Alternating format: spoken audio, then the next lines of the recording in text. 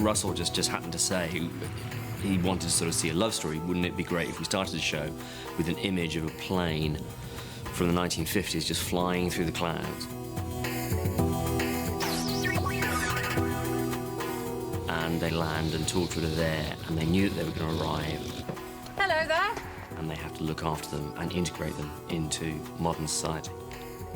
What's going to happen to us? Jan was given the job of introducing them to modern quirks of today's society, to people who would find those things absolutely magical in this world.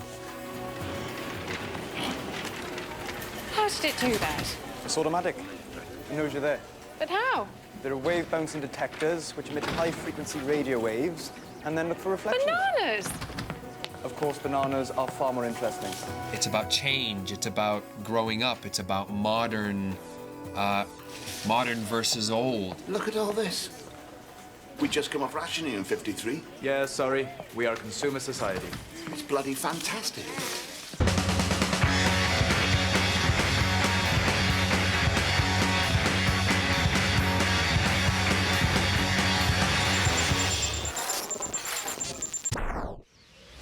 It was an amazing day because this most beautiful airplane, just sort of, our jaws were dropping because it really did look splendid and set the atmosphere completely. It is de Havilland Repeat, DH-89A. The design's 1936. It's a great aeroplane to fly. Despite the fact that it's so old, the actual handling characteristics are superb. It's a really pleasant aeroplane to fly. We had the plane for about day and a half, I think, and it had to fly in from the Midlands and land and do various. In fact, I think there's about 5 or 6 takes of it flying, where it sort of takes off and then lands, and we filmed it taking off, and we filmed it landing to use at the sort of beginning and the end of the film.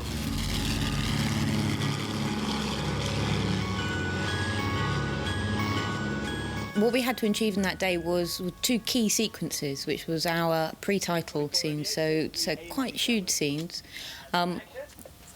And just the whole idea of the atmosphere, getting the atmosphere right for their arriving. Turbulence. I'm Captain Jack Harkness. Diane Holmes, pilot. Is this some sort of secret base? You must show me around one day, Captain. Everything all right? How long before we head off? My uncle's expecting me. Could everyone come away from the edge of the runway, please? We've got an inbound aircraft. With a flying plane, there are certain health risks and risk assessments that we have to go through. It was difficult to actually get everyone onto the runway. You can't have everyone on the runway when the plane is taking off and landing. You have to be a certain safe distance away from the propellers, all those kind of fairly obvious things, but they all add to the logistics of how you film a day like that. Had an amazing plane, lovely pilot who ended up dressing up in a wig, so, you know, having to replace Louise, who obviously couldn't fly a plane, with somebody who could, and work around that. Is there any way you can go steeper?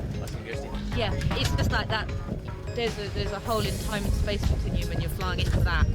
Picture that. Okay. Unfortunately, the character that I'm playing is female, so thankfully she was brunette, so my eyebrows managed to blend in all right. But yeah, it's very unusual, obviously flying with long hair and an old leather helmet and an aeroplane where normally we'd just wear a t-shirt and a very small modern helmet. So it's yeah, it's a bit of a challenge, but yeah, nothing that we can't work around.